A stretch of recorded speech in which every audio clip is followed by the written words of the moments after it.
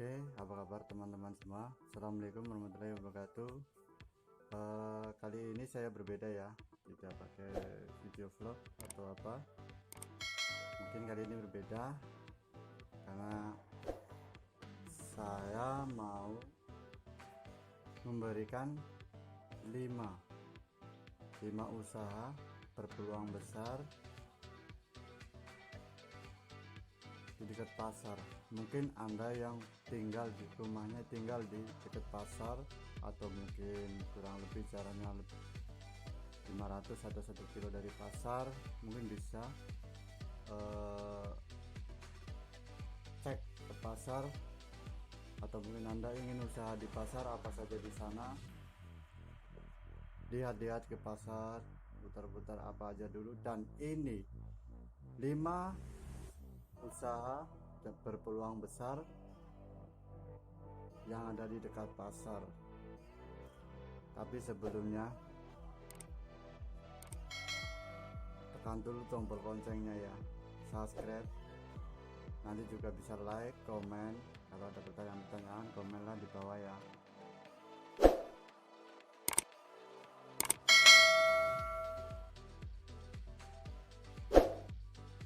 Oke, yang pertama,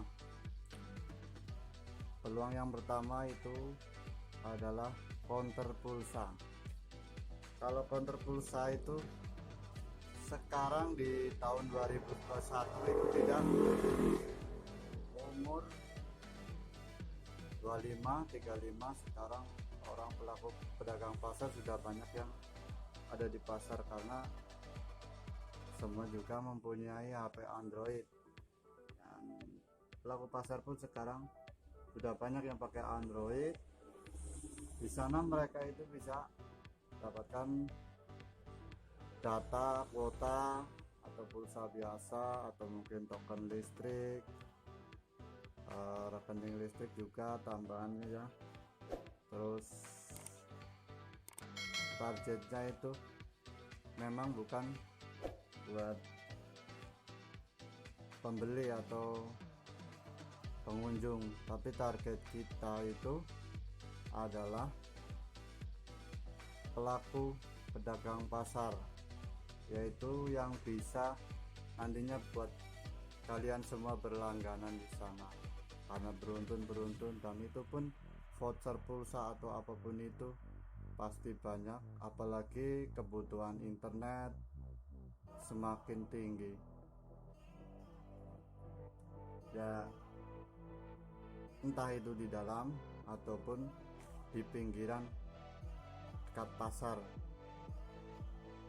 insya Allah pasti berpulang. Yang kedua, kebutuhan akan petani, toko kebutuhan akan petani. Untuk toko kebutuhan tani di dekat pasar itu sangatlah berpengaruh untuk pengunjung maupun pedagang di dalam pasar tersebut, karena di situ banyak yang menyediakan obat tani, itu penyubur tanaman, entah itu memperbanyak bibit, atau mungkin obat semprot, dan alat-alat pertanian seperti cangkul, alat-alat pertanian, semprot, tank, segala macam itu berpeluang di dekat pasar ataupun di dalam pasar, karena di situ juga pastilah kalau orang belanja ke pasar pasti mau beli ini, mau beli itu. Kita lihat di sekitar pasar juga, kita kan orang tani, banyak orang tani gitu ya. Kita pasti lewat ke toko tani kita, pasti mereka lihat-lihat, entah itu pupuknya, entah itu obat penumbuh suburnya, entah itu racun untuk hama, entah itu racun untuk rumput, semuanya pasti butuh. Dan itu pasti orang pasti singgah dan akan memilih entah itu alat atau segala macam itu di toko tani. Mungkin bisa di sebelah seberang, atau mungkin di depan pasarnya atau mungkin di dalam juga bisa. Itu berpeluang bagus untuk alat-alat pertanian, juga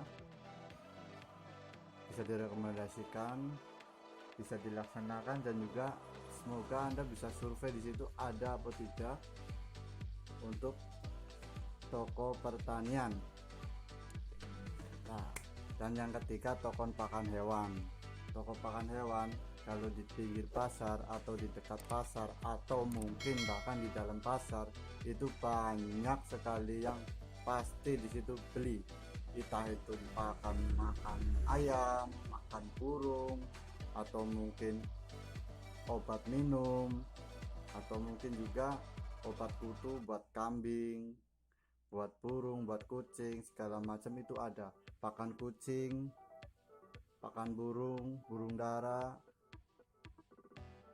dan tempat-tempat minum, tempat-tempat mandi, segalanya itu ada di toko pakan burung. Itu pun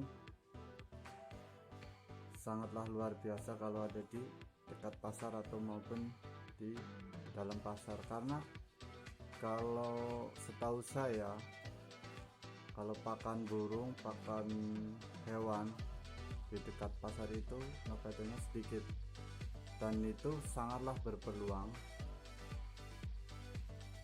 bagi pelaku usaha baru seperti Anda semua. Itu berpeluang besar. Pakan burung berpeluang besar, apalagi itu ya kalau yang namanya itu, kalau di desa itu banyak yang main dara, burung dara main, burung ocehan, itu pelakunya banyak. Pasti di dekat pasar kita belanja, atau mungkin pelaku pedagang yang di dalam pasar itu mempunyai hobi seperti burung dara atau mungkin burung kicauan di rumah, itu pasti bisa berlangganan buat Anda semua. Oke ya, yang nomor berapa? 4 ya. Kalau yang nomor 4 ini menjual makanan ataupun sarapan pagi, itu di dekat pasar maupun di dalam pasar, itu recommended banget. Karena sarapan pagi itu kalau mungkin pelaku usaha pasar itu atau mungkin pedagang pasar itu di dalam itu, kadang-kadang saya sendiri itu kalau berangkat pagi itu jarang sarapan pagi, biasanya sarapannya itu di dalam pasar. Contoh mungkin bubur ayam, nasi uduk, nasi rames ya, dan mungkin bubur putih juga mungkin bisa. Sarapan gorengan itu ketupat sama gorengan, lontong sayur. Dan yang terakhir, yang kelima, itu adalah toko listrik, peralatan toko listrik yang di sekitaran pasar itu sangatlah berpeluang. Itu menyediakan untuk lampu, kabel-kabel obeng, dan lampu LED yang besar, buat-buatan yang besar, juga ada speaker aktif mungkin yang kecil, alat-alat listrik di sekitaran pasar. Oke, cukup sekian video saya, semoga bermanfaat, dan tidak lupa untuk like, subscribe, dan komen.